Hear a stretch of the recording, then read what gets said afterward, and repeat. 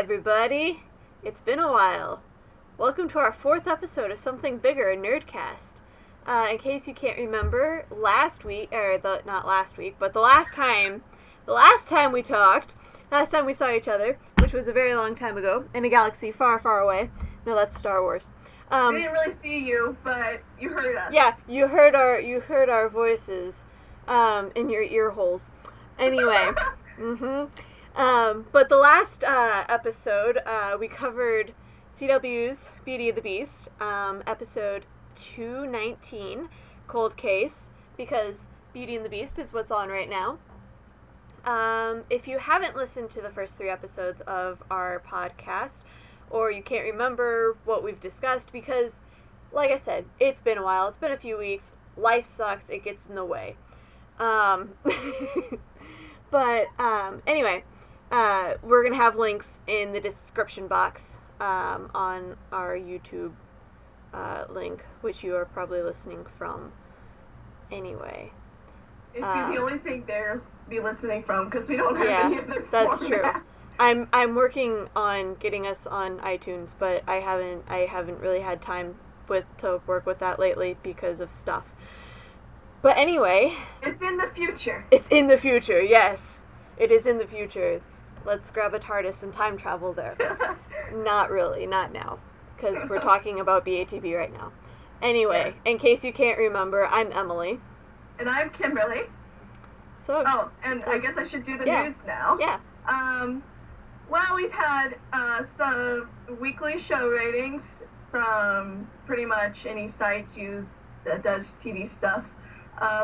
For the episode 220, which is Ever After, which is one of the episodes we are going to talk about today, or in this, you know what I mean. But it was a 0.3 for the rating, and for episode 21, Operation Fake Date, sorry, my mind's a little fuzzy. But it's been, what, 2 weeks? Yes, it's been a while. It's been Operation Fake Date, that was also a 0.3, I believe. But we are slowly increasing in audience. That should be a good thing. So I'm doing a happy dance. Slowly rising, slowly. And by season 3, we'll probably be bigger than ever, hopefully. So, if you have a friend, which I hope you do, tell them about this show. Because it could really help. And tell them about our podcast, because we're cool. Yeah. You're awesome. Anyway, we've said this before, BATB. but just, to crush your soul and remind you, BATB will not, as far as we know, unless they make changes to this, but they're not making an appearance at the San Diego Comic-Con. It's probably because they are not airing until 2015, which makes sense. But have hope, and they might go to the New York one if we pray and beg and plead and threaten. They might be there. I wouldn't threaten, because get out of here. Like I'm not gonna give you any cookies. I'm never going to watch another CW show again if you don't have my show on, or you know what I mean, that kind of stuff. But I like the cookies threat. Right? Nothing that's illegal. You just if you're gonna threaten them, threaten to take away their cookies. Yeah. Put them in timeout. Say no, you will not have any cookies, because everybody loves cookies. Everybody does. And that's getting off topic. We don't need to talk about cookies anymore. Speaking of, season I'm hungry 2, for cookies. You can actually purchase season 2 on iTunes. Also on Amazon, you can purchase it and watch it immediately, or on Amazon Prime Video, not DVD, or the DVD you can actually purchase or pre-order right now, and pre-order and buy it, and transaction for it, get it, get your or credit cards have the receipt in your hands and prove to the world that you are a beastie. And I plan on pre-ordering. I just gotta get a job and get money first. Yeah, that's kind of important. Or I'll be one of my birthday list. Anyway, there are a lot of polls going on different sites. One is Spoiler TV, and other ones. So just keep an eye on them and keep voting for your favorite show. If you like more than one show, that's great. Vote for whichever one you feel comfortable that you want to vote for. But and don't be discouraged if you read hater comments. Haters gonna hate. Haters gonna hate. It does suck when you read that kind of stuff because it makes you all blue. Just remember, they are haters and they're always gonna hate. So haters gonna hate. You can't change haters. Nope. Unfortunately. And last but not least, for the news, Hightower Music, which is the group that is in charge of putting the music onto the BATB episodes, as well as getting the rights for the music and everything to use. The music production. Yes, they are pushing for season 3 to have a CD.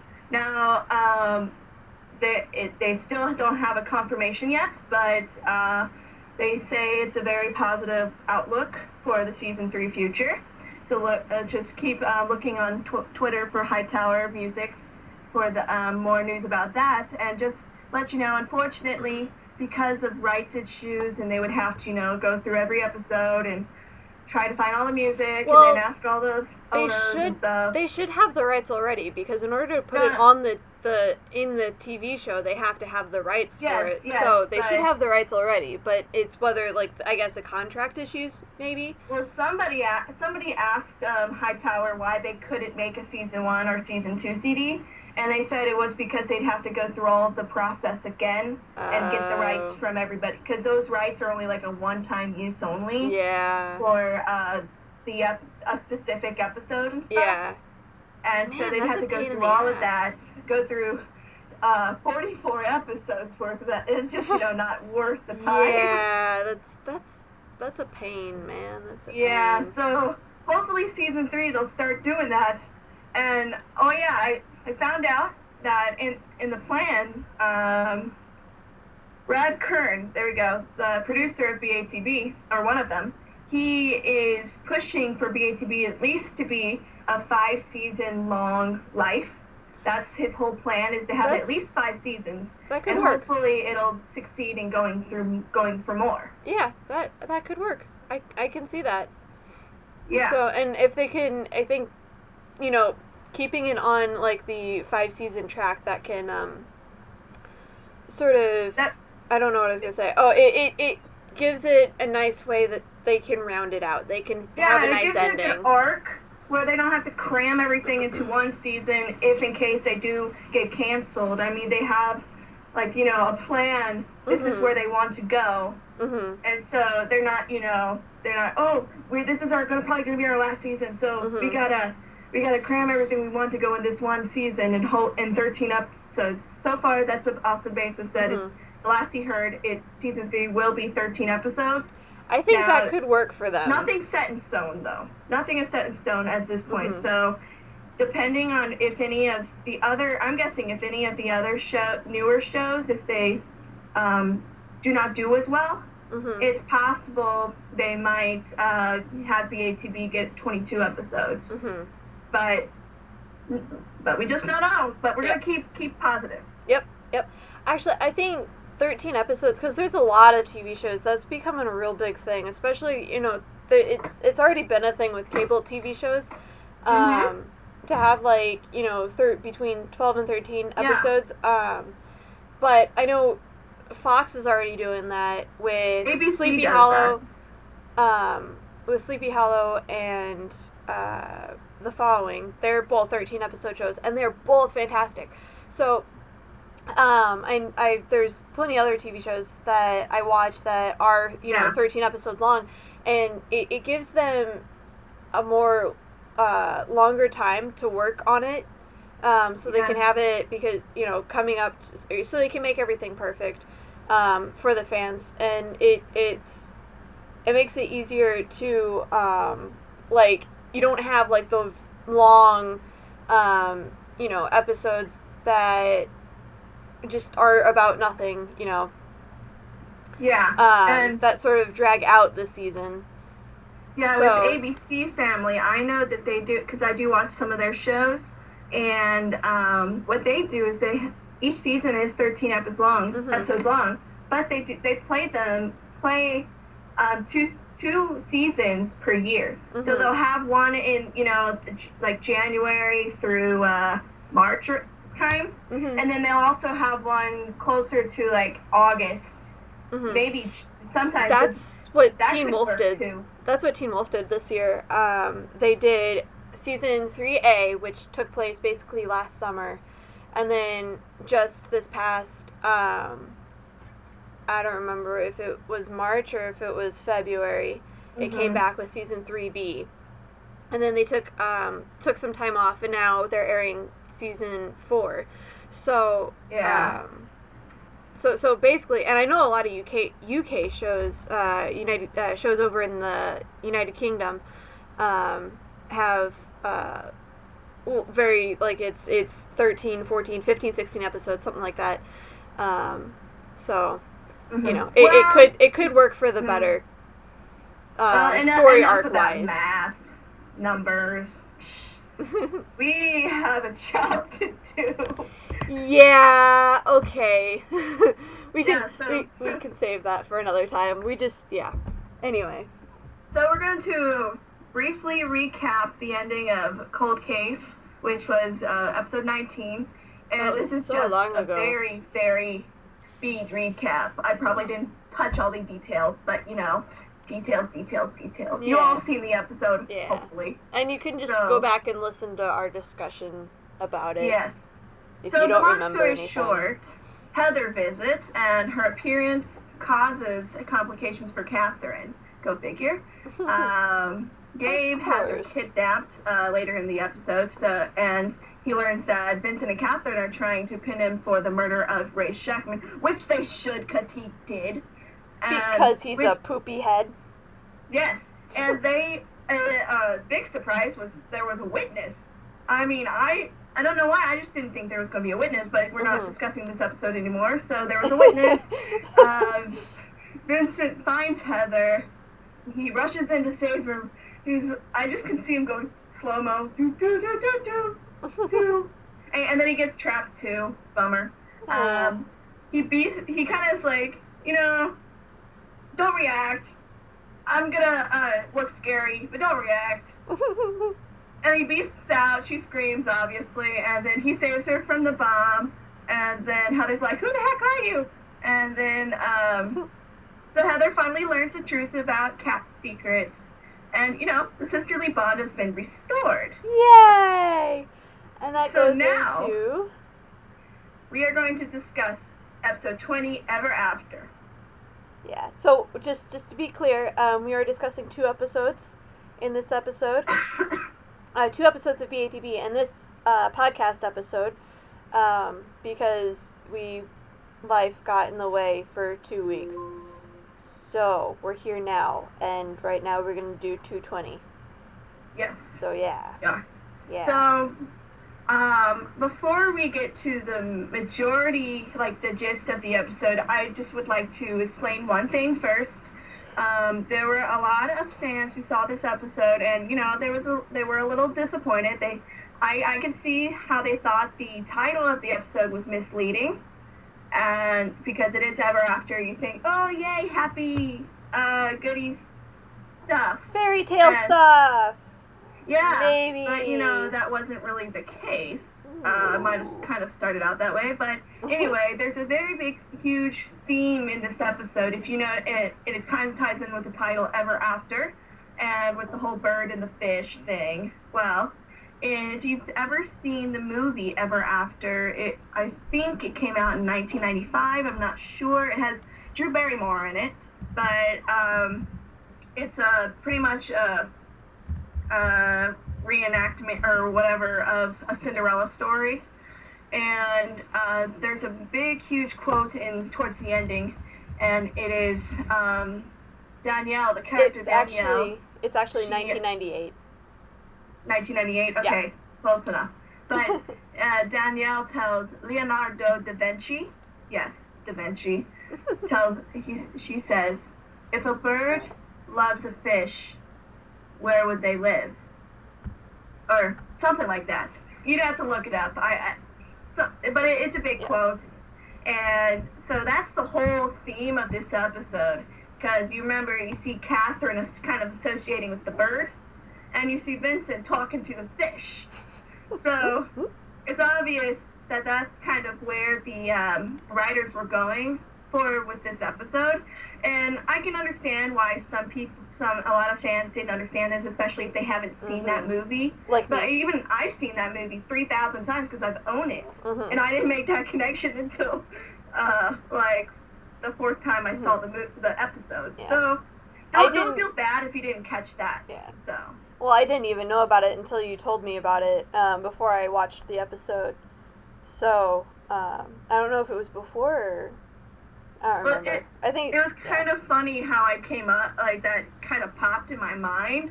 I was actually reading Vincent and Catherine fan fiction, and there was that quote was in there, and then I was just like, bird, fish, that quote fits this episode.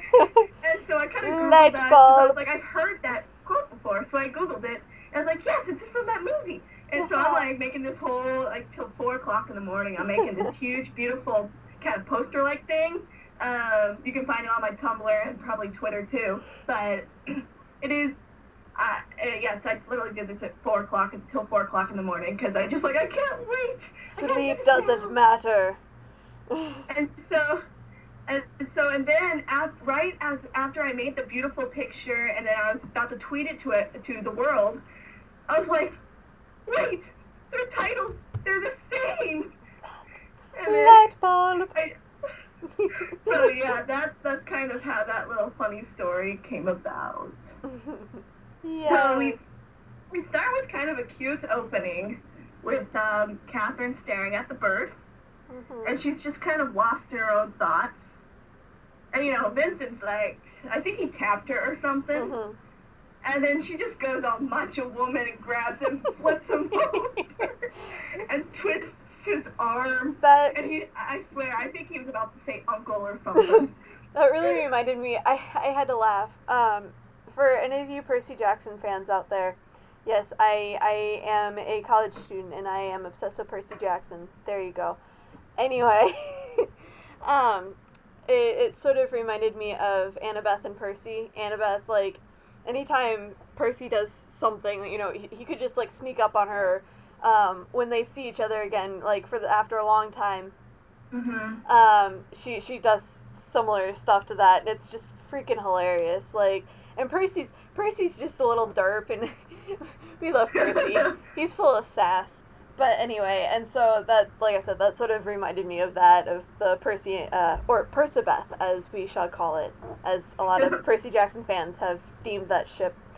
But anyway, that's what that reminded me of. I thought kind of reminded me of when, in season 1, when JT came after Catherine with the bat, and then she just like, kicked ass, and he's the one with the weapon, and she's just like punches him and stuff, and he just falls with the bat, like crushing his neck or something.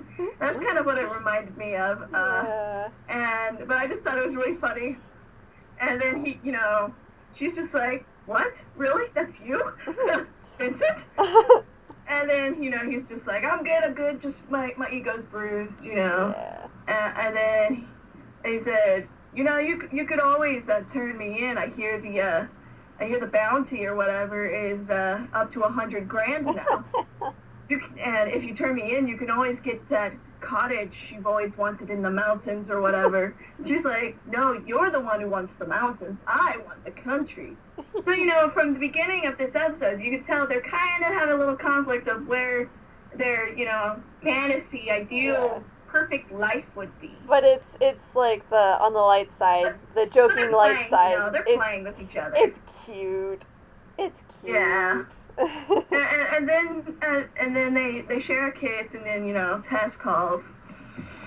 Impeccable timing, as Catherine said. Impeccable timing. Yep. And Tess kind of has to drop a bomb.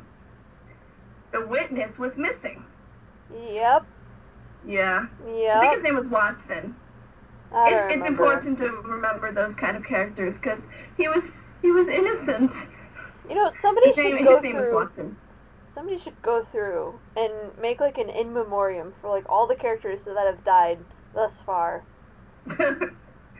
in this show. Like even the most insignificant. They've done that with Game of Thrones, and it's freaking hilarious because like you see just probably a bunch the of. list is very long. Oh my gosh, yeah, that and it's really funny because like they'll go even like the random, you know, Lannister soldier number 35, Lannister soldier number 458, you know, it's hilarious. That'd be funny if they did that kind of as at like credits at the end of each season. Of Game of Thrones. They just list or like honor the characters that got killed off.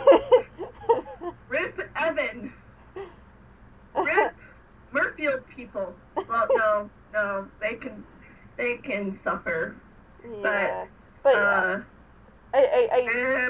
So people who are out there who are very video edit savvy, that is my challenge to you. Go make a in memoriam video.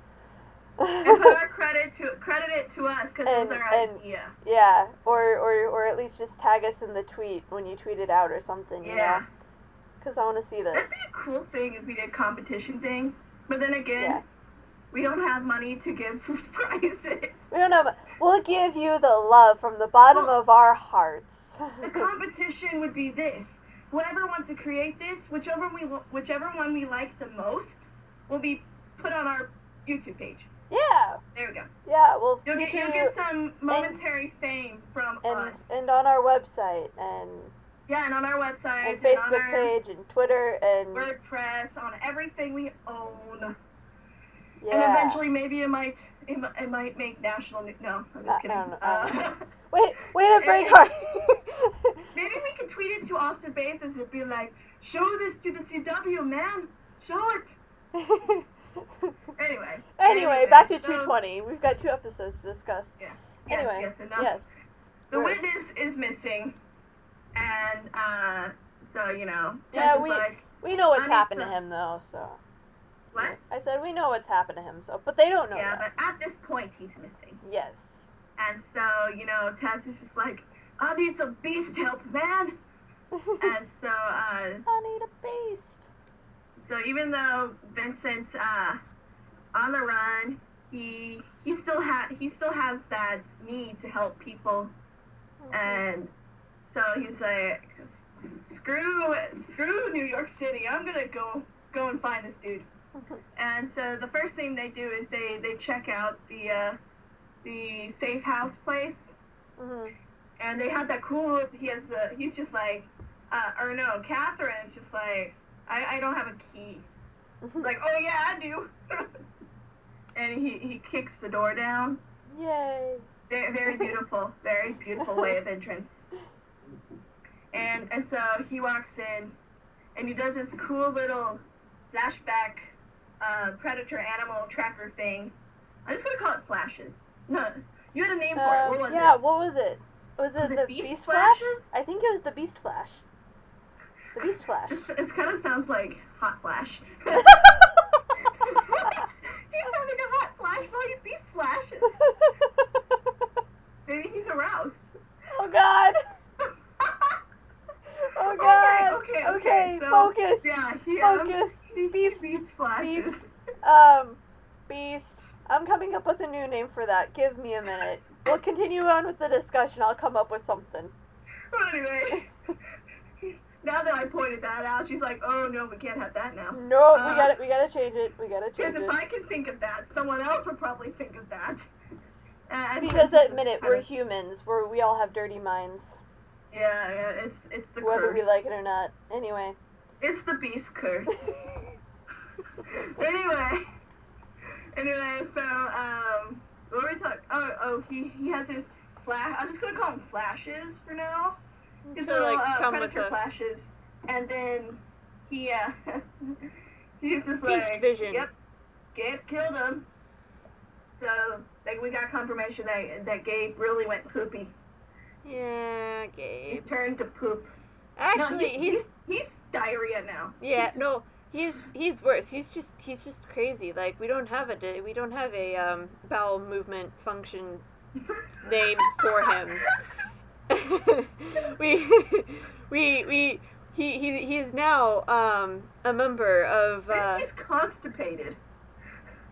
There we go. No, I was gonna say he belongs at the Briarwood Asylum from American Horror Story. He's nuts. He's gone crazy. He's gone off the deep end. Yes. And so, Vincent's like, killed him. And so, Vincent goes all well, he doesn't go beast, but he decides, I'm gonna track this dude. So he goes and he basically tracks, Gabe to pretty much I would guess, I'm not a New York person, but I'm guessing Broadway area. No, they said 3rd Avenue or something like that. They said that one street that I don't know. Yeah, I don't know. But anyway, in the city, tracking, he attracted to the city with lots of buildings around. Yeah, some places. We live around farms. Yes. So, in fact, I can go and I could probably go for a run about 2 miles and run into a cornfield. So yeah, so we kind of are out of our element when it comes to cities. Yeah. Anyway, enough about us. You don't care about us. You only care about this. Yes. So Vincent tracks him to the city, and then he, with all those thousands of people there, it's kind of hard to sniff a memory, pretty much. Sniff a memory out. And so, I remember what it was. Like, was it beast? No, he doesn't say beast. He says, he says, it's him, Vincent Miller. It's that one dude who's got his face plastered everywhere. By the way, I remembered what I said. Beast senses. Beast what? Beast senses. Like his beast, like Spidey senses. Oh no, JT said that. Beast sense. Yeah, like Spidey senses. Yeah. Or we can call it beast vision. Or we call it beast sense. Beast sense. Yeah. I may not have beast sense, but I have common sense. well, anyway, person's like, Vincent Keller! Somebody sees Vincent, he's spotted. Vincent's like, oh, Nikes. And keep it clean for the kids. Well, yeah, okay. I think I said that word last. That. I think I said that word in the last episode. I swear like a sailor, guys. It's bad. Get used to it. I'm gonna try to keep it clean for the rest of this podcast. Yeah. Well, anyway, yeah. So he blurs away. I kind of like how they use the word blur, cause it gives me Smallville feels. So I really like that. And eventually they're gonna start calling him the Blur. The Blur. So. and meanwhile, Kristen Crook's having flashbacks. Okay, wasn't I in a show where they called someone the Blur before? Haven't I heard this before? But all of a sudden, Tom Welling comes up. Yes, you have, and then goes back to doing what he's doing, which I don't know. Anyway. Anyway, so he runs away, and then the next thing we know, we find Vincent and Catherine in Agent Knox. Calm down. Breathe. Breathe. Agent Knox. Agent Knox. My reactions from the finale, so excuse me. Yeah. Agent Knox's we'll talk office. About that next episode. And they're just like, what do we do? Help us, master.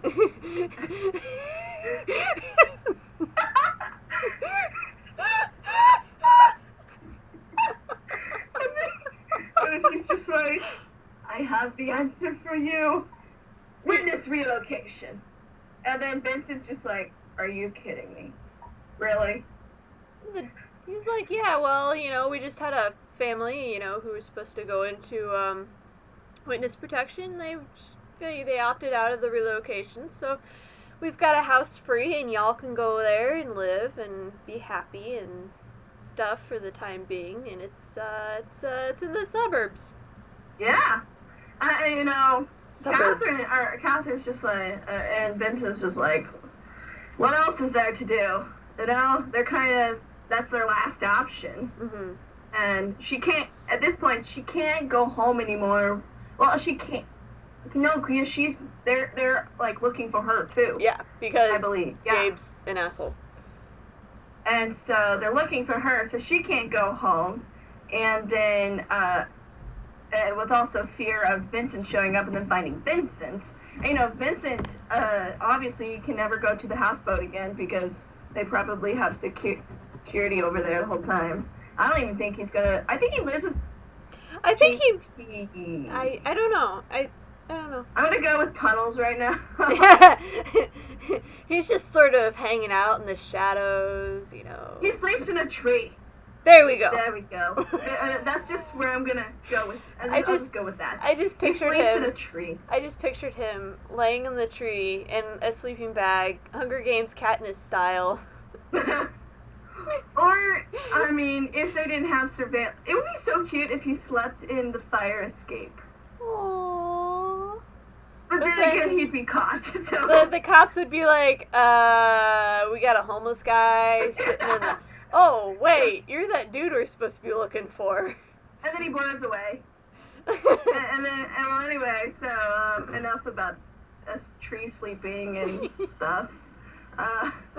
So the Beastie team, or the Beast team, Team Beast or whatever. Team Beast. Austin, not Austin. JT, Tess, Vincent and Catherine regroup as the guild. Yep. And, we haven't been there in a while. They're like, we gotta leave for a couple days. And then JT is just like, why? Oh my gosh. He doesn't want his best friend to leave. Yeah. And Tess is like, well, yeah. Tess is like, hey, I'd do it if I were you. Yeah, it's the best option right now. And then Vincent's so hopeful. He's like, we can finally have that life we've always wanted. And then Catherine's just like, oh, okay, that's sweet. I don't think her heart was really in it from the beginning. Yeah. And so JT's like, so where are you going? We can't tell you. Yep. Nope. Suburbia. Yep. Yep. Suburbia. Yep. And then JT's like, okay, all right, I'll take over for you, because that's what they're worried about, is who's going to continue searching for Gabe or looking for Gabe, what Gabe did with Watson's body. Mhm. So JT's like, I can do it. Yep. I can do it. So that's what they do. Vincent's just like, just how are you going to do it? I may not have beast sense, but I've got common sense. And so, yeah, we kind of leave with that, with JT be like, go common sense. Yay. I can do this. Ow, that hurt. She just slammed her fist down really hard and dramatically and hurt it in the process. Yes. Yes. Anyway. And so now we have Vincent and Catherine pulling up to Suburbia. Yeah. And, Vincent's just like, the house, it's so big. He's like, I've never seen this before. Are you sure we're at the right place? Or it was like they're in a different planet or something. It's sort of Krypton. It's Krypton has been destroyed. I'm sorry. There's no such thing. They're as on Krypton. Namek. Oh, that was destroyed too in a different show. What about Vulcan? Nope, wait, nope. J.J. Abrams destroyed Vulcan. You know what? They were on the moon. I got it. Gallifrey. No, never mind. That's time locked. Doctor Who. Sorry. Anyway, I will do that a lot. You know what? They were in Suburbia. Yeah. It's a strange place, and yeah, it was scary. Thanks to shows like Chuck, I don't. When they go into suburbs, I get the heebie-jeebies. I'm just like, okay, all right. Every time they show a neighbor, I'm like, okay, that neighbor looks a little too friendly. Are they gonna?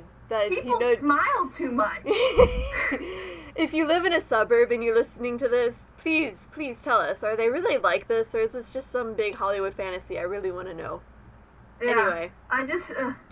Randomly Anyway, they're curious. in suburbia. You know, they're kind of like, where are we? Or they knew where they were, but they, you know, they're just like fascinated with how big the house There's was. like this is an interesting place. This is different. Where's the city? Bring me back to the city. I want Catherine's my just city. like, I need air that smells like putrid gases and stuff that makes my lungs burn. and then Vincent's just like, this is awesome, dude. No. Vincent was really thrilled. Yeah. I just like, it's just so beautiful how hopeful he is of, you know, even though, because this is something he thought he would never get. Mm-hmm. And especially since he's kind of unemployed and stuff. And just to be here even for a day, it's really gives him happy feels. And so, well, anyways,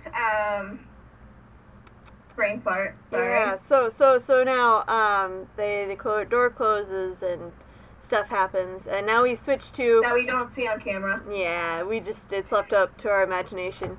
But anyway, so then we go to JT and Tess, and they're trying to find Gabe, Vincent's way. Mm-hmm. And they're standing in the street, and they're like, okay, how do we find? And so then, you know, Tess is like, okay, JT, you're not a beast, but you're the brains. Use your way. Don't use Vincent's way of finding Gabe. Use your way. And so then JT goes, light bulb, and Light bulb. light bulb. So then he's like, okay, so he's looking around and he's seeing cameras and satellites and all this other stuff, and finally it hits him. Yeah. Yeah. I remembered that one title I thought of for a spin-off for JT and Tess. I had said actually Beauty and the Geek before, but then I remembered that was a title of a really bad reality TV show. Yeah, but it was Beauty and the Brains. Aww. Yeah, because I was thinking, you know, Binky and the Brain. Pinky. So like Beauty and the Brains. There we go. Well, anyway, so we got Beauty and the Brains working on their own magic.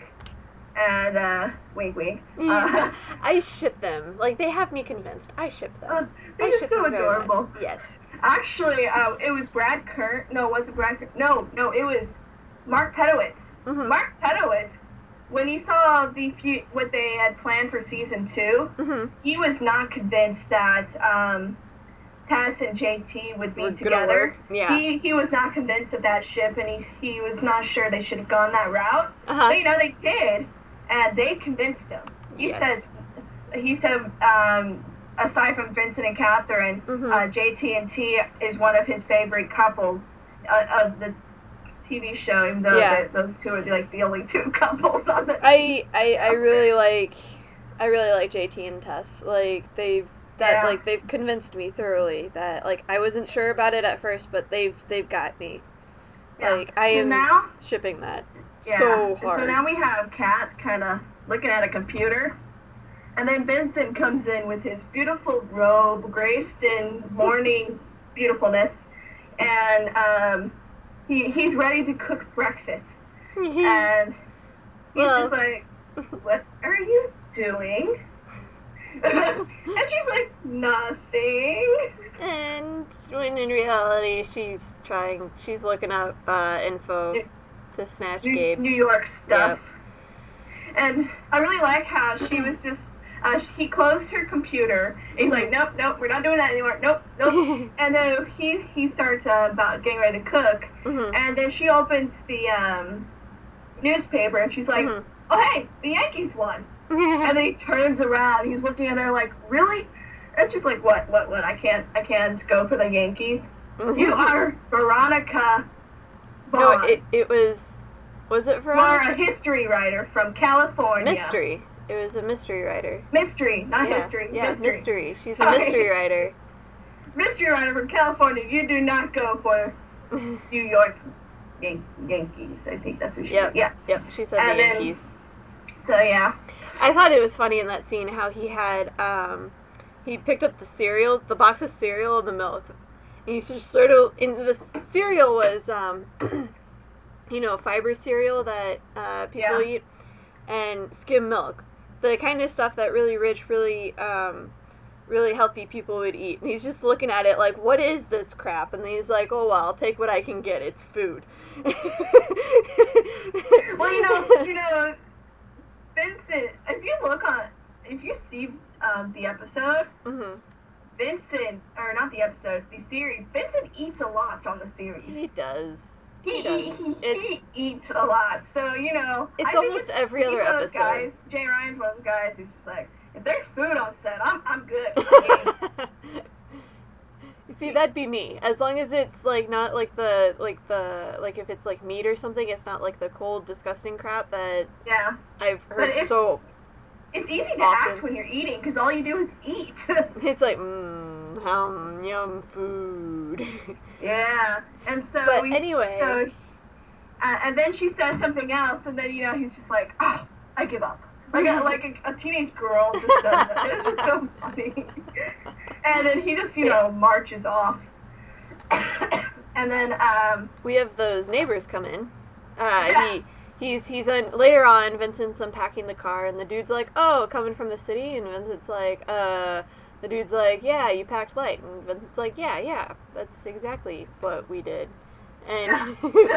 And then, so we meet the people across the street. They seem nice enough, but the one chick swears that she saw Vincent before, and they sort of brush it off. They're like, no, why would you have seen us before? We're new here, but why are you giving us that look? And she's like, okay, well, yeah, it must have been my imagination. Then we find out that she owned a jewelry store a while back, and it had gotten broken into. So that leads into other stuff. And that kind of got Kat's ears perked up when she heard broken into, because she's just like, oh, a gig, I can do this. And then, that was probably already solved or whatever. Yeah. But then, so the neighbors are gone, and then Vincent and Catherine are kind of to themselves. And Vincent's kind of he's watching TV, and he's doing what most guys always do, is flip through the channels. Like, I don't understand that. Why can't people just pick a show and watch it? I do that when there's nothing on. And then I turn on Netflix. He's flipping through the channels, and then he hears like a car pull up. So he's like, okay, I'm gonna check this out. So he goes to the window and just looks, and then he's just like, Catherine, and then she's just like, what? And then it's just, they acted like a married couple. It was perfect. It was lovely. And they he's like, there's a cop. And then she's like, oh, this is just one cop. And then, after that, I just love the whole Barbie and Ken reference. If I have to be Barbie, at least you can do is be Ken. I just love that, because it's just like, aww. And then, because they have to play house. Yeah. It's so cute. And then they hear gunshots across the street. Turns out... being who they are, they weren't just gonna stay put. But Catherine goes running. Vincent's like, aw, crap. No, they both go running this first time. Oh, do they? It's the second time with the interviews, yeah. And then you see the wife kind of like, you killed my husband. And you can tell that was kind of fake. I knew she was responsible, because it's the suburbs. It's like, either she was having an affair with the cop, and the cop did it because, she told him a lie or something. I don't know. But it's the suburbs, man. Suburbs. Mm-hmm. Everybody's nobody likes their husband. Everybody's sleeping with everybody. And so, this whole shooting accident, or purposeful murder thing. Which we find out. Yes. Yeah. It catches Kat's attention. She's like, oh no, I just can't let this go.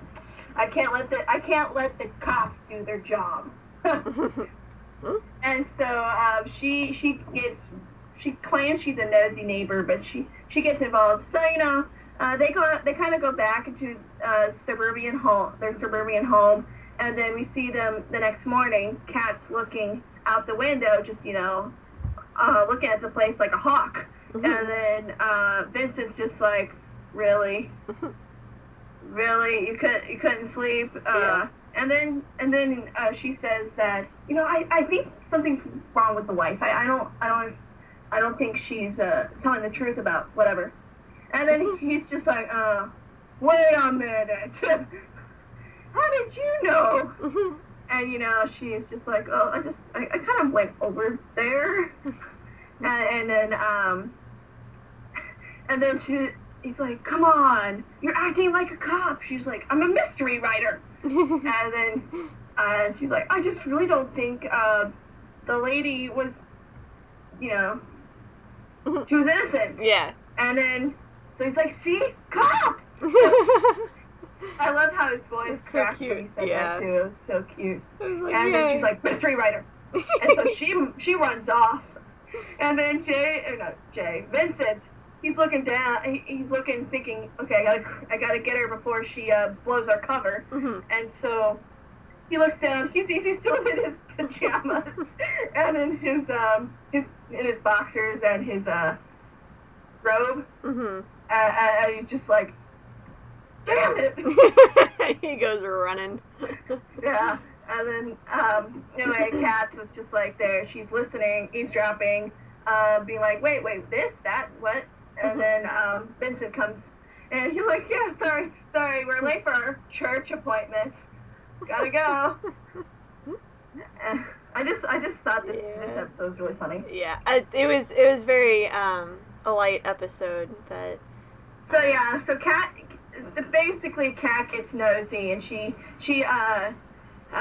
puts her nose where it doesn't belong, and then Vincent's just like, we got to keep our cover. We can't do. If you do this, you're gonna blow our covers. And then Catherine's just like, if we have a future where we can't be there to help people, then what's the use, right? Like, because that's who they were. They help people. Yeah. And so I can kind of see where she's going. I can also see why Vincent's just like, you gotta stay low, because it's his neck that's on the line. Yeah. So. And then so Catherine continues to investigate. Vincent, he's just talking to a fish. I just love that. He doesn't have his JT, so the fish is his substitute. So he talks to the fish, and then he realizes, okay, maybe Catherine's instinct is right. So he goes over to the neighbor wife, and he's just like, I have a question for you, and I just need you to answer yes or no. It sounds weird, but just answer yes or no. And then she's just like, okay. Did you end up did you have your husband killed? It's just really blunt about it. She's just like, no. And, he sees the sweats and all the indicators that eyes dilated. Liar! And so he's just like, why she always has to be right? So then, meanwhile, Kat's with the police guy and finds out. Letters. He's from the Men of Letters. No, that's the wrong show. Wrong. Same dude, but really? Yeah, it's the same guy. He played Henry Winchester. Really? He did. I know my actors because I was like, I recognize him. He played Men of Letter Duty, and then I looked it up on IMDb, and then I cross-referenced it over to BATB. That's what I'm doing right now. now. And I was like, it was him. So yeah, he was Henry Winchester, and then he became the evil cop dude. So anyway, so evil cop dude's just like, oh crap, this girl is on my trail, and so. Holy crap! Yeah. Oh my gosh. That just could have caused this car accident. But anyway, yeah. They struggle. He managed to. I don't know what it is with Catherine in car accidents these days. Yeah, I know. It's like she attracts it. Like she attracts Vincent. I was like, when they had the car accident, I was like, really? She's in another one? She really needs to If At I were least her, it wasn't her car this time. yeah, if I were her, I wouldn't go in another car. I'd just be like, all right, Vincent, carry me on your back. Ride like the wind. Let's go. Just run. Let me, piggyback. Piggyback. That's it. You can bring me to work. Because, cars and Catherine just do not work. No. Ugh. And so, she gets in a car wreck, and then he starts shooting at her, and she's like, oh crap, look what I have gotten myself into. Shoot. And then so cover. she looks for anything that would let her, shoot stuff. Mm-hmm. And I think she finds a rifle or something. Yeah, because in the cop car. Yeah, So. and then she shoots at him, but she misses.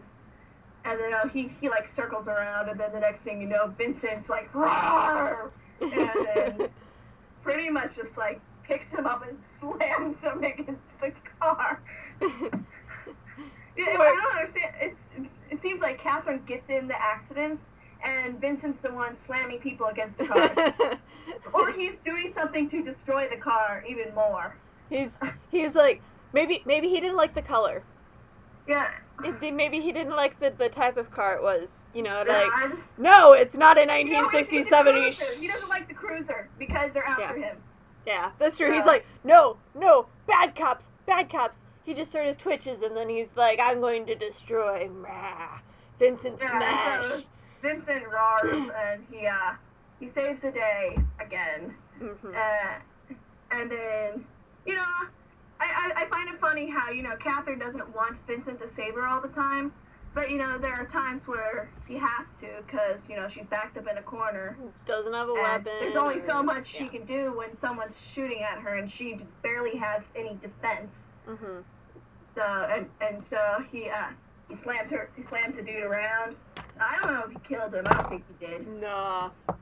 Because he already has something on his back. He can't afford to kill another person. Yeah.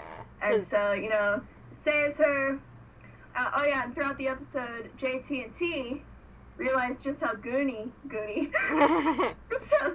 just how loony Gabe becomes. Like, he has completely lost it. He's jumped off the deep end. He needs to. Like, he's threatening to expose everything. Which would get him in trouble too, because he's been involved in this from the beginning. He's obsessed with getting Vincent out of the picture. He's willing to do anything, even incriminate himself. He's that guy who just can't take a hint when you say no, and he just, he just loses it. He's like, no, I have to go crazy now, and like Vincent said in the season finale, you have rejection issues. Yeah. I think that was very obvious, and I'm glad Vincent pointed it out. Because he does. He has rejection and abandonment issues. He does. He's crazy. He needs, at this point, he needs to be locked up in an asylum. Maybe Arkham. Let's jump into the DC universe, like what we have been this entire episode. He needs to go to Azkaban. I don't think Azkaban would help him much. Have you seen Bellatrix Lestrange? Oh yeah, true. She is the definition of. Well, after Voldemort took over, there weren't really the Dementors weren't there anymore because they sort of followed him. But then I think according to I don't know if this is canon or not. Don't call me out on it if it isn't because I'm not sure. I don't remember. But I think it's a headcanon that after Voldemort fell and they got the Ministry back, Kingsley Shacklebolt came in and he decided no Dementors in Azkaban because well, you saw what happened last time. Yeah. So I know what we can do with Gabe.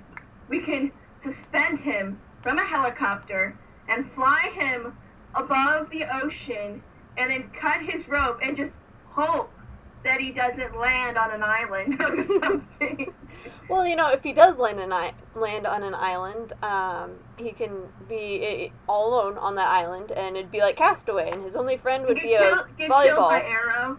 Get killed by Oliver. I don't think Ollie's not into killing when he's on the island.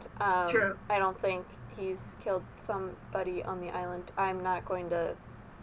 Well, anyway, Gabe just needs to go. Yeah, let's. I say we lock him up in Arkham. Go. Let's go. Let's lock him up in Arkham Asylum from the DC universe. He can go hang out with the Joker. So after Gabe, they realize, okay, this guy is nuts, and we can't take him. We have to take him seriously now. Mm-hmm. So Vincent and Catherine realize, this suburban life, it's just not us. It's just no, it doesn't work because one, what they did really stood out because suburbia is suburbia, not much happens in suburbia, and so they need to be somewhere where Catherine can kick ass and not get noticed. Yeah. And so because Vincent's just like, you need to be that person who kicks ass. You need to. Mm-hmm. And then so they finally go back to New York City, and they decided, might as well just live here while we can, until this whole craziness, goes away. Sorry, I just read a comment you had for Cocoa Puffs. Oh, so, for that, yeah, sorry. that's anyway, for the next So yeah, they're back in New York City. They share a kiss, and they're like, our normal is everything that's going on right now, the craziness. They just like the crazy. Mm-hmm. They like the crazy. So yeah, that kind of wraps it up for that episode. So yeah. But, So now we go into episode 21, Operation Fake Date. Okay. Let's see. Oh, before we do that. Oh. Sorry. Really quick, before we do that, I just want to say that I really liked episode 20. Uh-huh. Because it just kind of slowed everything down. Yeah. And it really, the plot did move along with JT and Tess. But, and, it's obviously going to be slower with them because they aren't beasts. Yeah. But I really liked that it gave Vincent and Catherine a chance to try to slow down and kind of, reassess everything. Yeah. And then now with,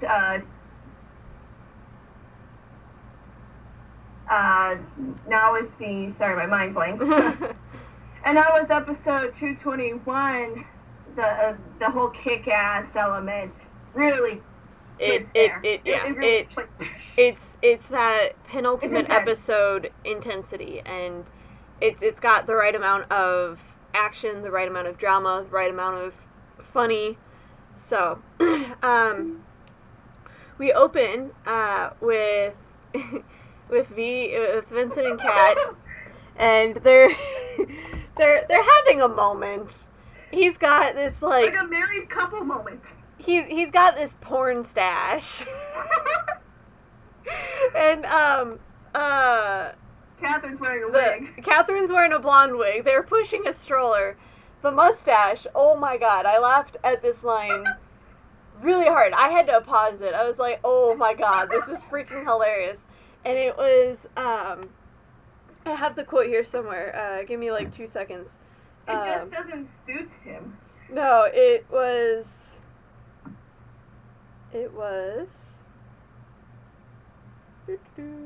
There's actually a hashtag for that now. It's called Stash Scent. People have actually, took not captions, but made GIFs out of all of the, scenes with Vincent and the mustache. Uh-huh. And on Tumblr, they've actually hashtagged it as Stash Scent. Kind of like with Vincent in the robe now, it's called Robe Scent. Oh my god. It's a thing. It's a ship. You ship ship. Vincent in the robe. It's like Drapple. It's like Drapple. Draco and the Apple. I'm finding it. Just give me 1 second. I've got it here somewhere. I wrote it down. Oh, okay. Here it is. He goes, "Stupid itchy mustache. That makes me look like a serial killer." Yeah. I was like, oh, Vincent. Perfect. And then Catherine's just like, "Stop it, you're a killer fake baby."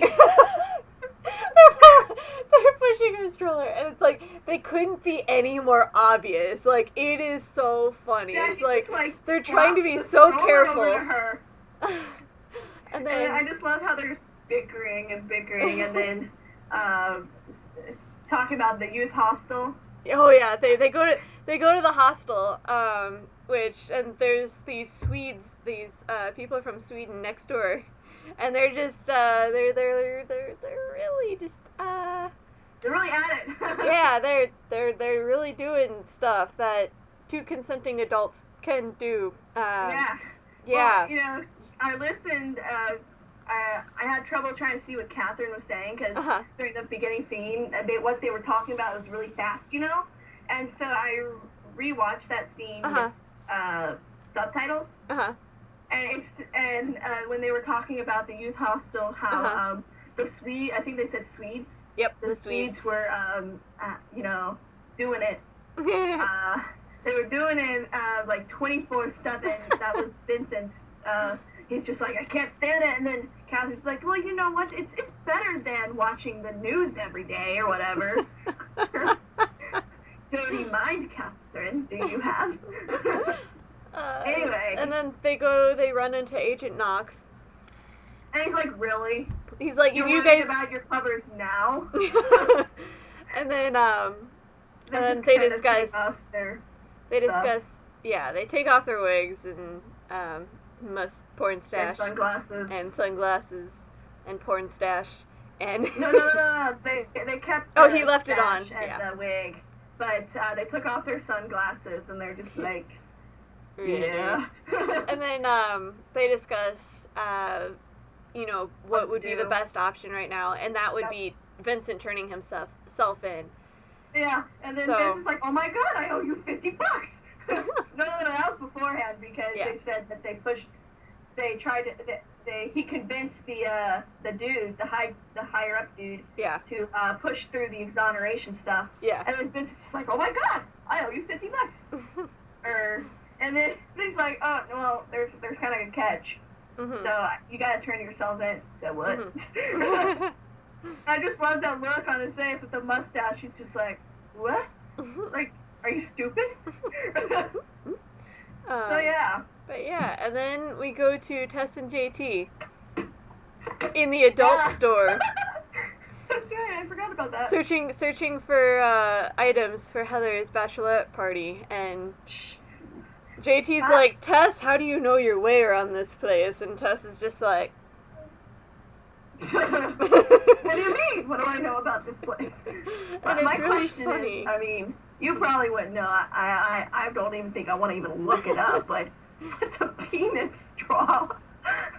Well, I was thinking I just want to leave my imagination to what I think it is. Yeah. I don't think I want to go into the... I don't, we're not gonna discuss, that's dirty. Okay. Dirty. If I'm really curious later, I might do it, but not do it. You know what I mean? No, we're just ending conversation. Okay, so they go there. And then they run into, what's her face? Yeah, the reporter lady. Forgot about her.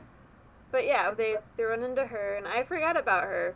I really did until I saw her, and I was like, oh yeah. I really like that she brought her back because they brought her back because she did have that experience with I think his name was Zach. And so I liked how they pulled her in, they went full circle with her, and I just loved JT's line as they were leaving. We gotta go home and use this stuff. And her face when they leave, she's just like, what? And so yeah. And then that shop. Yeah. So then I have in my notes, Gabe is a dick and cuckoo for Cocoa Puffs. I don't remember what I was commenting on.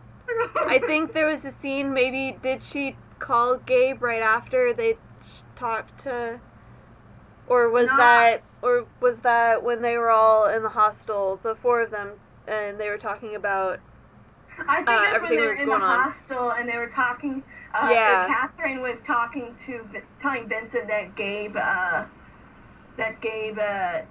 told Beth about the whole thing. And I remember. That's why I put that. I was like, Gabe is a dick and he's cuckoo for Cocoa Puffs. Yeah. So, and then Catherine's just like, so we got to control this situation. We got to figure this out. So I'm just going to go on a date with him. No, she didn't say that. She said she was going to meet up with him. That's right. That comes later. And Vincent, she was going to meet up with him. Vincent gets a little jealous. He's like, man, No. Yes, I'm doing this. Yeah. Get over it already.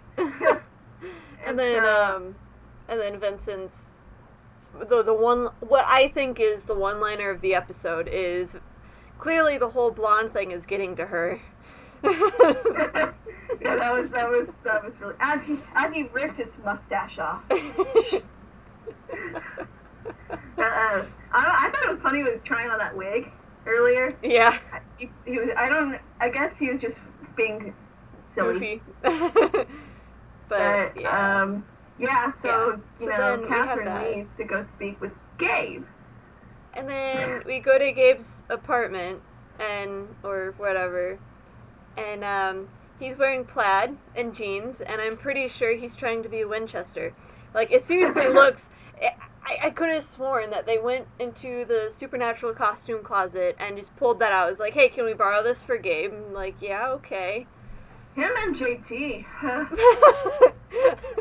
They're just, like, wearing plaid like the Winchesters from Supernatural do. Mostly Sam does. I think Sam's the only one who really does wear plaid mostly anymore, but... And then you have Catherine in her plaid pajamas. Yeah. More Supernatural.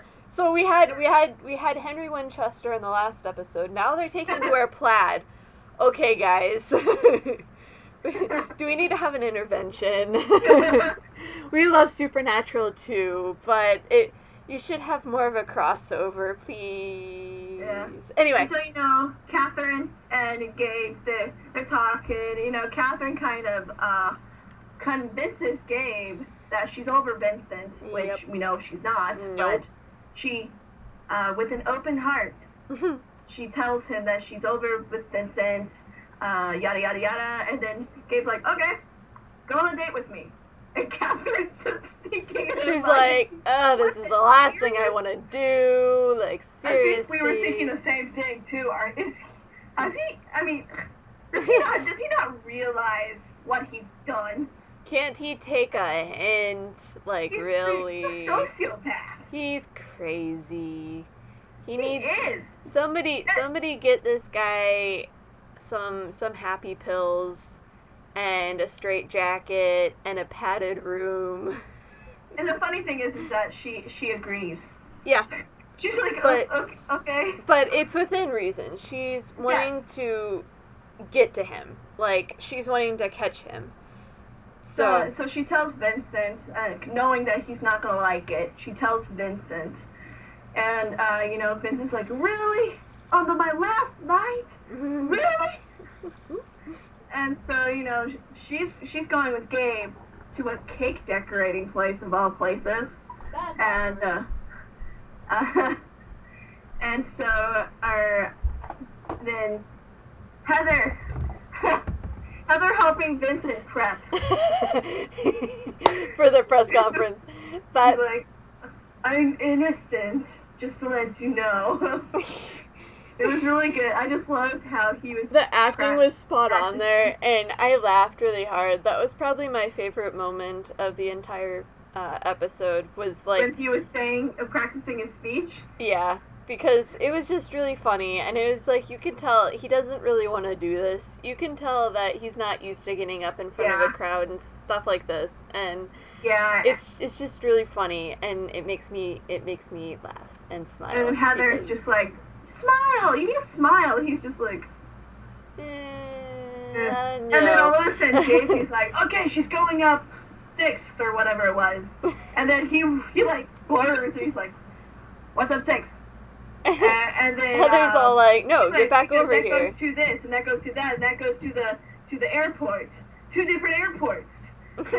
And Vincent's just like, what if Gabe's gonna force her to go on an airplane because she doesn't have her gun or anything? He's very good at conspiracies, I have to say. Like, he's paranoid. Yeah. And so, But, you know, when you've been self-declared as dead for, 10 years, and then sort of in the public eye for a little while, then a fugitive, yeah, you're gonna be a little paranoid about anything, especially concerning your girlfriend. So he decides he wants to trail her. So he's just about to bolt out of the apartment, or out of the guild. No, yes, guild. And then JT just whips out the trank gun. He's like, "Hold it, Buster. That made me Sit laugh. your little booty down and practice your stupid speech." And then Heather's just like, "Is that a gun?"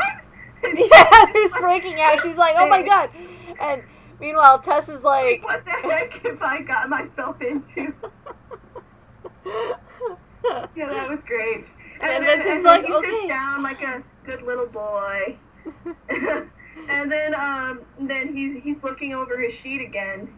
Then all of a sudden, JT's just like, "They're going down," or "They stopped at blah blah blah."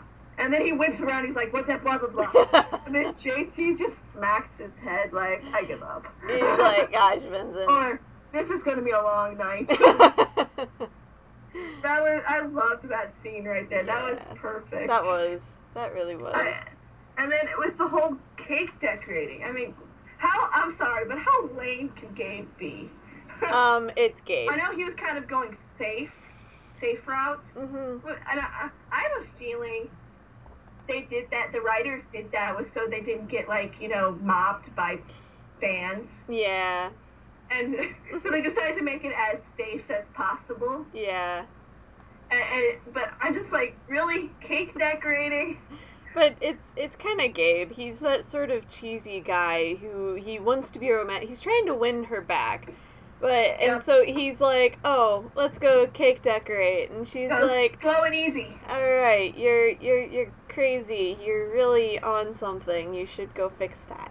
And then he convinces her that Vincent will be bad because he compares himself to Vincent as him when he killed his mother. I mean, really? That's not really the conversation you want to bring up on a date? Yeah. And then he decides, I'm gonna put a heart on my cake. Just, a heart. Because I'm Gabe and I'm cheesy and I'm Gabe. I'm Gabe. No dip. No shit, Sherlock. And so then we have after the cake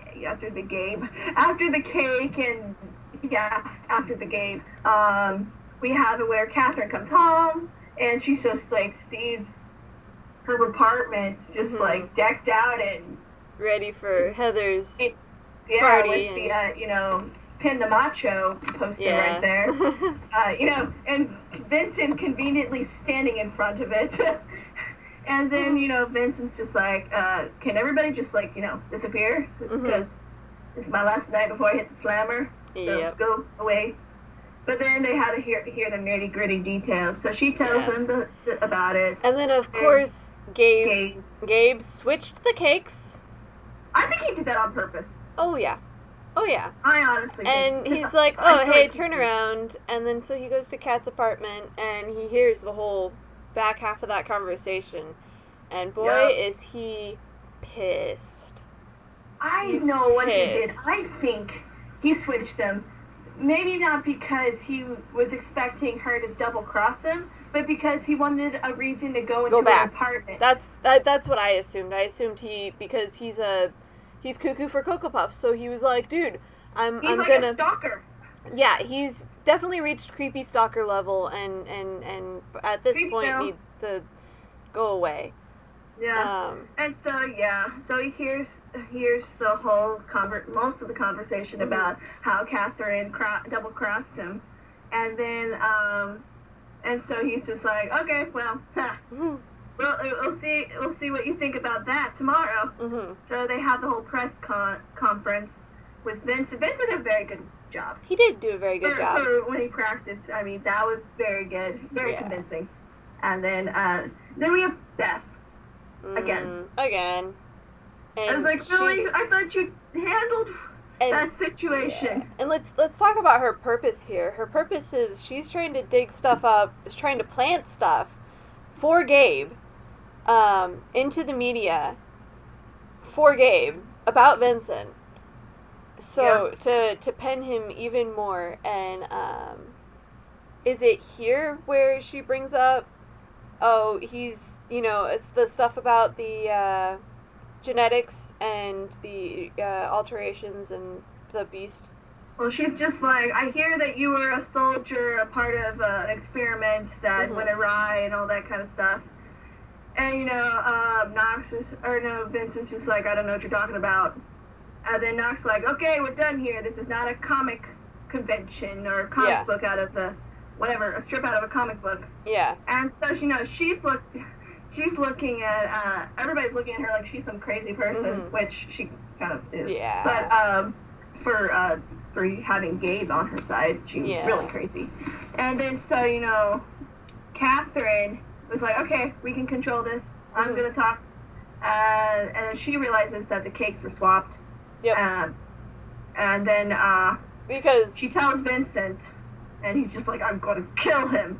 And then, she's like, no, help your cause. Then they do talk to Nox after the press conference, before Vincent goes, puts the jumpsuit on. He's like, they sit there and they're talking about, like, why didn't you tell me about this? Is this true? I thought Nox took it pretty well, though. He did. But, but he works for the government, so he's probably not surprised. Yeah, but he was kind of upset, though, that they didn't tell him, because now his ass is on the line. Yeah. If something happens, he's gonna look bad if something happens because of this.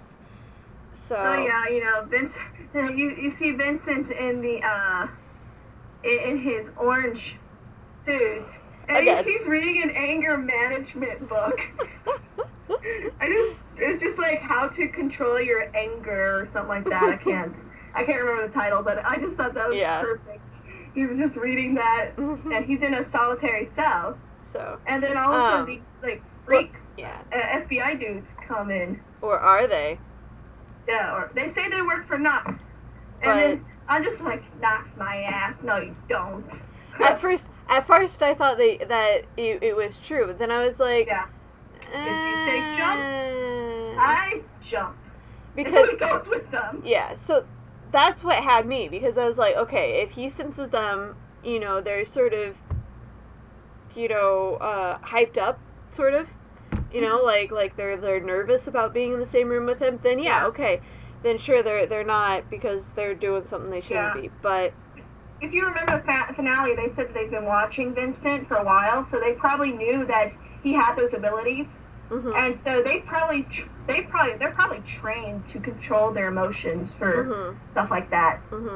So anyway, the people of the government. I don't know if it's FBI or whatever, but people. We don't even know really if they're government either. Like we don't know who they are at all. Like there's some secret agency from who knows where. Yeah, I don't know. I'm like, whatever. they're just people. I don't know if they're. Right now, if you see the finale, they seem legit. But who knows? They could be the bad people trying to be, to keep your enemies closer. They could be that big bad wolf company that we've been talking about. We have no idea about. They could very well be those people, or they could be opposing them. So, they could be just legit, and we just judge too harshly. Yeah. But anyway, they take Vincent to their little facility, and they're doing all sorts of tests and stuff, and he's like, "Why are you doing this?" They end up taking his blood, and hair, and they're like, okay, like Vincent's like, all right, this isn't right at all. Who are you? Like, Nox didn't send you guys. You guys aren't connected to the FBI at all. So then they're watching Gabe. Yeah. So he hears Gabe's voice, and Catherine's too, coming from a speaker, in a little video room. These people are watching Gabe's apartment, and Vincent pretty much goes berserk, and they've got this cool little. Sweet though. It's so sweet that he went Yeah. berserk, because the reason he went berserk was because Because of- Catherine's face was on the about to be on the monitor, Yeah. and he was protecting her identity. Yeah. And because they've been watching Gabe, and he, he doesn't care squat about Gabe. But when she's there, he doesn't know who he's dealing with, so of course he's not going to have the be the reason that they see her face and stuff. So he beasts out, and I don't know if you noticed this, but the person who was monitoring the computer system was the same guy who knocked on Gabe's door, telling him about the whole surveillance thing that needed to be fixing. Oh, I knew that guy was something. I don't know. I had a long weekend, so when I watched this, I was yeah, half asleep. But yeah. I knew that guy was there for some reason. And then Vincent makes a deal with them. Yeah, but first, I want to talk about the cool little Trank wristband they have. Oh, yeah. That thing, whew, that's awesome. Looks like a shield thing. Yeah, it's cool. That's high-tech stuff. That was awesome. I was like, okay, give me one of those, but was that not like to put on me. Was it a taser or something, or was it a wristband Trank? It was like a Trank wristband. It basically did the same thing as what a Trank does. It knocked him out. It probably monitored his blood pulse or something if it rose to a past a certain level. Well, no, I think maybe they had a button or something on a phone or something, and they pressed that, and he went down. And they're like, okay, Yeah. But yeah, that was pretty awesome technology. Yeah, that was me geeking out on technology. I'm a real geek when it comes to technology, but yeah. Anyway. And then you kind of have Vincent. He's smart talking them. Yeah. He's sweet talking them. Yeah, and at first if you let me go, I'll kill Gabe for you. Well, yeah. And at first, his first initial thought was, Gabe set this up, but then he realizes, no, Gabe didn't set this up. Something else is going on here. Yeah, so I actually thought Gabe set it up too. Yeah. And then I realized if they were it didn't make sense that they were watching them. Gabe. Yeah. Unless they were just trying to find a way to double cross him if he did something. I don't know. Yeah. But if he played stupid, obviously, Gabe didn't know who these people are. He didn't know where Vincent was or who, but he just was hoping Vincent was in some facility being dissected on or something. Which technically he was, but these people willingly let him go. They took Vincent's deal to go kill Gabe. Meanwhile, Gabe, I think he said something, and Catherine ended up kicking his ass. Oh, he's like, I'm your safe haven.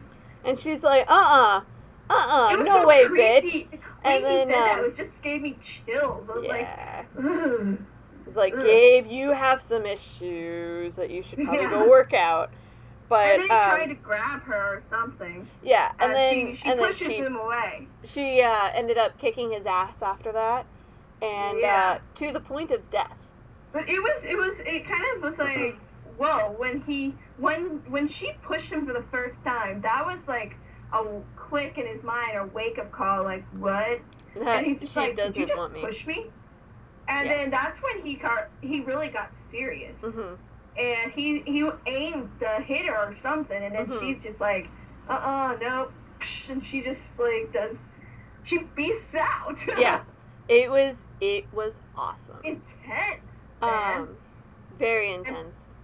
So then Vincent comes in, and he's all like, what's going on? And he's like, oh, well, I actually, the funny thing is, I actually just came in to kill to kill Gabe. So you did my job for me? No.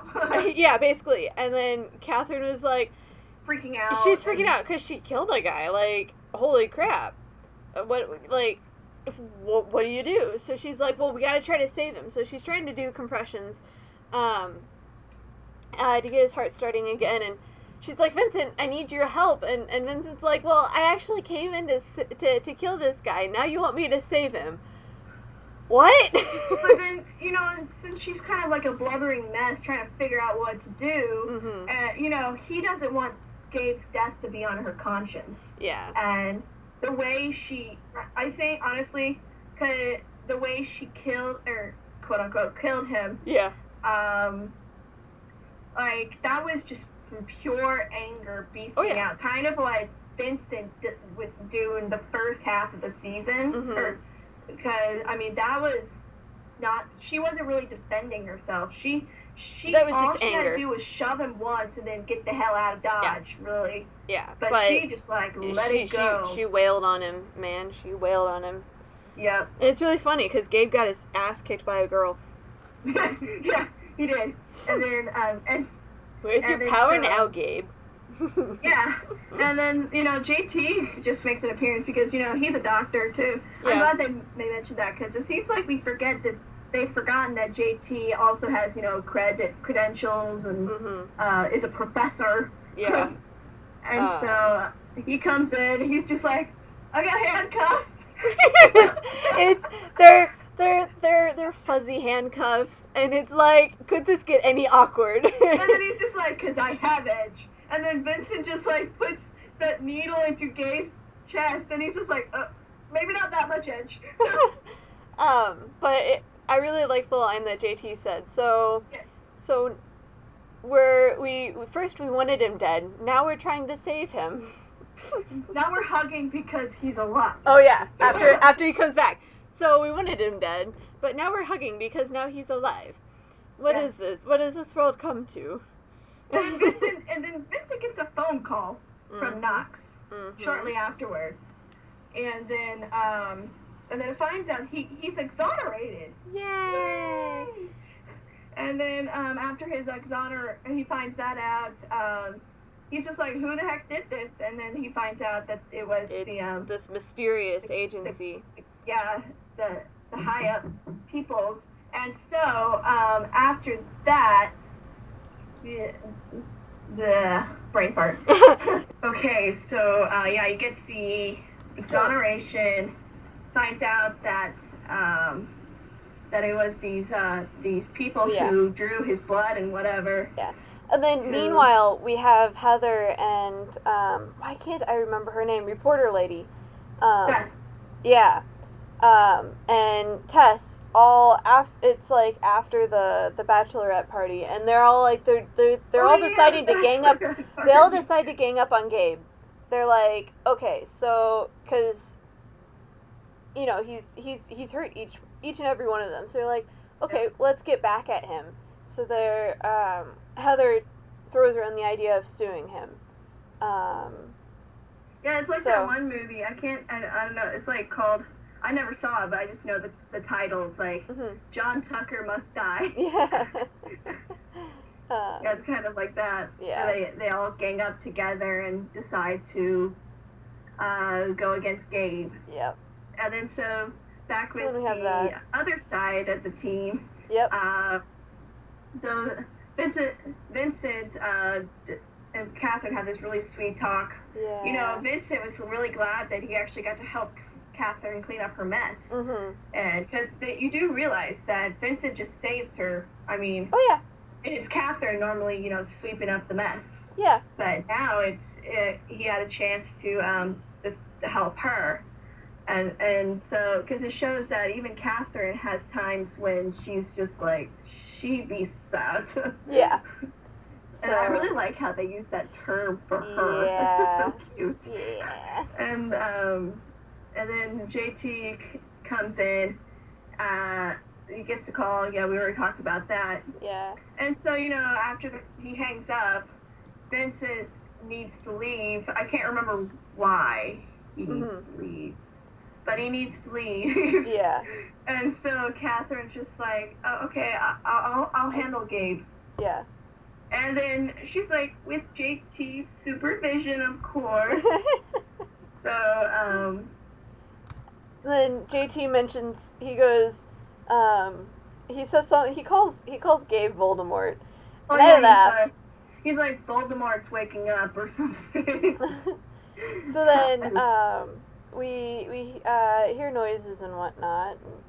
And we go see Gabe in the bathroom, empty vial of something. There's a little red at the bottom of the vial. Before that, sorry. Oh, before that, there's this line I really liked that Catherine had said. Uh-huh.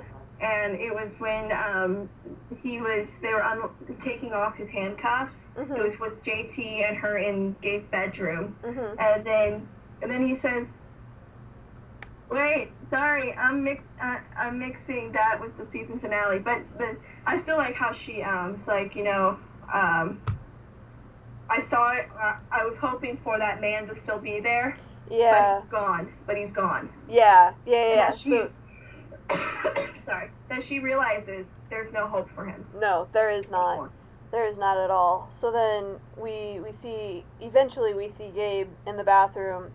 There's an empty vial with a little, well, not really empty. Syringe. And syringe, and there's blood in it. We find out that Gabe somehow got his hands on Vincent's blood. No. Or not Vincent's blood. It was the serum. Yeah, that's what I meant. I don't know why I said Vincent's blood. I have no idea. It's getting late. I'm tired. My brain's gone crazy. But anyway. Not Gabe crazy though. No, not Gabe crazy. Just slap happy crazy. Slap happy. Crazy. But it's the vial. For the serum, the beast serum, and you see Gabe looking in the mirror. His eyes are glowing. He's gone, beast man. He is a freaking beast. He cannot be defeated. Going back to JT's line about him being Voldemort, this dude's got Horcruxes, man. He's got freaking Horcruxes. It was like whack-a-mole. Go away! Nope. Go away! Nope. and then. But anyway. And so he literally jumps out his window, and he's like, he's on the top of his apartment complex or whatever. Yeah. And so, and you have Gabe and Tess, who had a really nice conversation too about their relationship, their sexual compatibility. We're just going to talk about that, and then we're going to just go on. And so JT and Tess, they just saw it, and they're just like, what? Yep, they see him, they literally catch him as he's jumping out the window, and it's like, oh my god, could this have, something, things were finally looking up for them, and for the group, for Team Beast, and then suddenly Gabe had Beast Serum, and he's out the window, off to go find, I can't remember her name. Why can I? You just see it too. We have with Vincent and Catherine. They had their little moment. Yeah, they had. And it was so cute because she was reading her Rebecca's journal. Yeah, which plays a very important part in the finale. Yeah, it was a major part of the finale. But she's starting to read it, and she's realizing that there are similarities between Rebecca and Rebecca's beast, Alistair. That's a lovely name. I like that. It reminds me of Moody. I don't really like that on Supernatural. The name really, Alistair, reminds me of Mad-Eye Moody from Harry Potter, because that's his first name. It's Alistair Moody. Alistair Moody, yeah. And then, I think it's spelled differently though. But anyway, yeah, it's said a little different because of, with an accent, a bit of an Irish accent. And, yeah, Alistair, or something like that, whatever. Anyway. Anyway. So Vincent's just like, put the book away. It doesn't. And she's just like, you're exonerated. Don't you want to be out of there, please? Yeah. So now you like the youth hostel? Because they realize that the Swedes are gone. Yeah. So time for some special event cat moment. He tells her to put the wig back on. And I'm just thinking in my mind, I'm like, that's role play.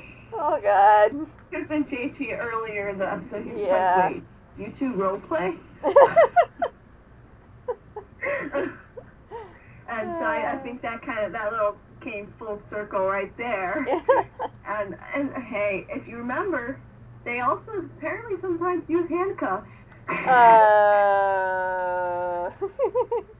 Anyway. But anyway, Gabe's a freaking beast. We have Vincent and Catherine. They're enjoying the youth hostel for the first time, probably. Yeah. On a very seemingly squeaky bed, small bed too. But anyway, and then it fades into Gabe just standing. Yes, Beth is her name. And Beth, that's it, Beth. Standing there waiting for Gabe, and then she's like, "So did you bring the serum?" And then he's like, no. Well, okay, well, I'm not gonna run the story anyway. Yeah. And then he's just like, you know what? You're right. Like, no, you're not even gonna get a chance to, and rips her freaking heart out. And not only that, but when he rips it out, even I think they're called ventricles or ventricles, or I'm not a medical person, but like stuff around the heart came out too, and it just shows you how gruesome Gabe has become. Because if you think about it, when Vincent pulled out Windsor, Tori's dad, whatever, his heart, it wasn't as gruesome as that. No. And plus, that was more of a self-defense move. Yeah. And then you have Gabe, he's just like cold-hearted, stuck his hand, did the whole Damon move, or Queen of Hearts. Yeah. Queen of Hearts, and he just pulls out his. Well, I think as far as violence goes, it was more on a Damon from Vampire Diaries level of I'm pulling out the heart because I don't like you. Klaus would be a better example, yeah. Yeah. But, yeah. So, it's just like, wow. And then he didn't growl like that, but and then he just like beasts. And then that's the last. That's it. That's the episode. And your jaw is dropping, and you're like, "What? Gabe's a freak." I know. I sat there and like I after I watched the episode, I sat there for about 10 minutes, like just like staring at the screen, like Gabe's a freaking beast. That's what I kept saying over and over and over, like out loud. And I'm pretty sure my mom and sister were like, "She's gone crazy." But It's funny how much this show has impacted my life, because every time I hear the name Gabe, because there's another show with a character, like an on and off character named Gabe, and then my sister's friend, her stepdad is named Gabe, and so I keep on seeing Gabe. You twitch. I think of evil beast when I hear that name. But yeah, so yeah, that's pretty much it. That's those 2 episodes. We'll do the finale sometime later in the week. Yeah. So we'll have this episode up and edited pretty soon. I've got a bit of free time on my hands right now, so if you don't fall asleep first. If I don't fall asleep first. But I've got a full day of nothing ahead of me tomorrow, so I plan on editing it. Yeah. So. And so, let's do we still have another episode for BATB to do, but after that we wanted to kind of discuss what we plan for the summer time, for the rest of the summer, and going towards when other TV shows starting up again. So one thing I suggested, something that's kind of on right now, and very popular, I mentioned this earlier, Teen Wolf. I'm on the current season. Kimberly, we're possibly gonna not a nothing yet of that show. So we're thinking about going back to season 1 and discussing that, or doing a Supernatural rewatch, or even Arrow, or tell us. You guys can leave a comment on our YouTube channel or whatever, or you can drop by our Facebook page or our Twitter and tell us what you want us to cover. Tell us what you want us to hear, discuss after we discuss the finale episode. So yeah, and there just a reminder, the shows that we plan, I say that loosely because college will be coming up in the next couple of months, so plan is the word right now. Plan to discuss, besides what we've already discussed, was, I believe, the originals when it comes back. Possibly Supernatural, depending on if I'm caught up yet. Same with Arrow. Sleepy Hollow. Sleepy Hollow, most definitely. Probably The Flash. Possibly. Yes, possibly. Ooh. I would say BATB, but no. Yeah. Agents of S.H.I.E.L.D. Yes, Agents of S.H.I.E.L.D. Agents of S.H.I.E.L.D. And there's other shows probably on TV. There's quite a lot. Probably not the Vampire Diaries. Yeah, I'm not even caught up with that. Like, I haven't seen, like, the last. Maybe Once Upon a Time. I'm not caught up with that either. That's why I said maybe. Maybe. but yeah. I can't think of any more right now. I'm sure others will come up. I think that's, like, the gist of what we watch. I think we could do just one episode over Smallville. Maybe like highlights or something. That might be fun, yeah. So just like, an overall kind, not just for every episode because that would take years. Yeah, but just kind of an overall one. That'd be nice to do. Just discuss our favorite moments, and we could have, you guys send us your favorite moments from Smallville, and just, we'll just chit-chat about Smallville, and it'd be fun.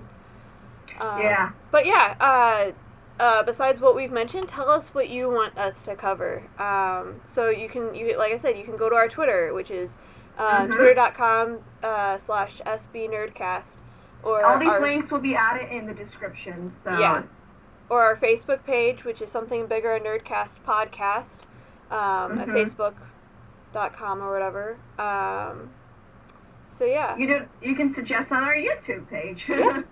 You can email us at it's somethingbigger@gmail.com or something like that.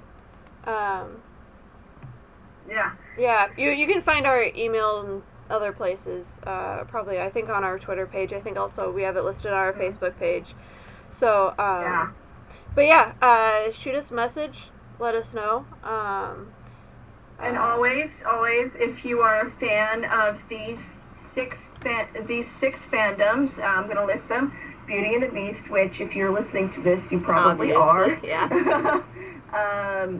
Supernatural, the originals / Vampire Diaries. Arrow. Smallville and Arrow. Yeah. Yes, that's it. Yep. Maybe Flash later, like really later. Yeah. But maybe. Maybe. We have yet to see stuff. If you are fans of those fandoms, those 6 fandoms, then you really should check out our crossover fan fiction.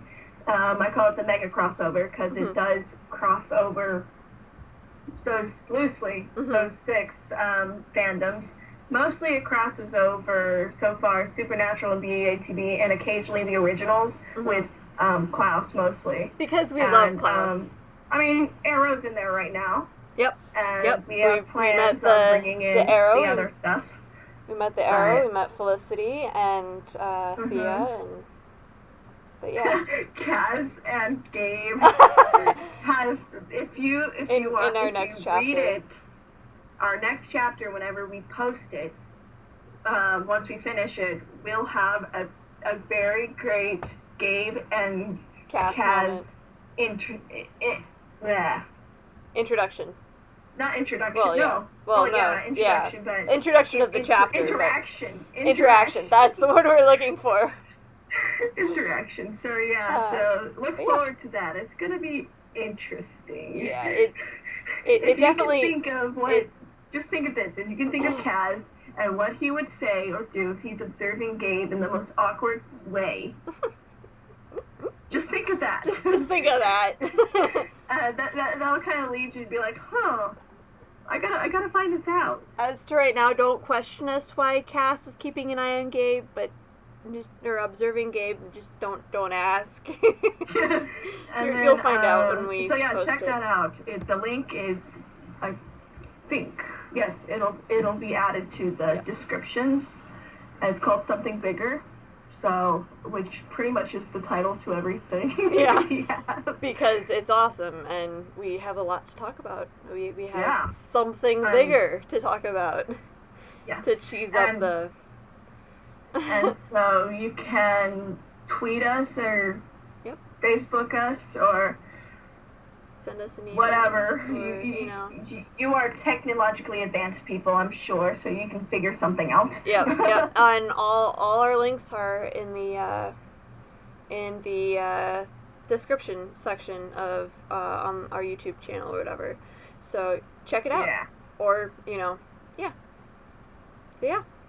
I think is that it? I think that's it. I think that's it. You can see that our minds are kind of going It's- away right now. Yeah, it's as we discuss this, it's getting later and later, and so we're getting more tired and more tired. So Yeah. but yeah, before we record the next episode, if you want to, also use your technology ways of contacting us to tell us what you thought of the finale episode, and we might just read them on this podcast. So Yeah. Do it. Do it. Oh, and I just remember there's another way you can contact us, I think. If you go to the Wix website, which you will find in the description box, there is a contact page that I think it tells you like all of the ways you can contact us, and one of the ways is like through email, so you can type in a subject, you can type your Barbie message, and then just click send, and then it'll send directly to our the email we have created for this coolness podcast stuff. Yeah. So and I encourage you to also check out a YouTube group / whatchamacallit.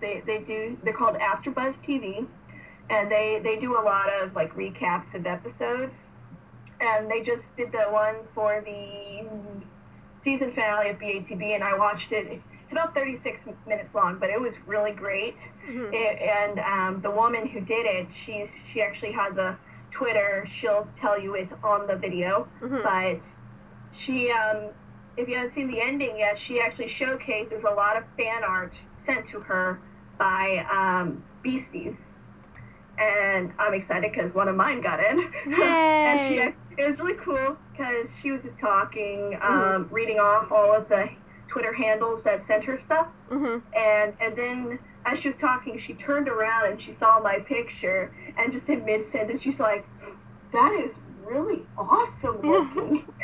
And so that just made me squeal, a fangirl and stuff. So, well, yeah, I'm going to stop talking now because you guys are probably getting tired of listening to us anyway.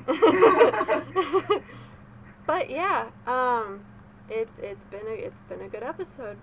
So yeah. But yeah, So if you made it through this entire discussion without stabbing your eyeballs out, or ears, because we hope to hear from here. We can't see you, so we hope you hear from us next. Yeah. We hope you tune in to hear from us in the next episode, in which we discuss the finale of Beauty and the Beast season 2. So, for something bigger, a Nerdcast podcast. I am Emily. I am Kimberly. See ya.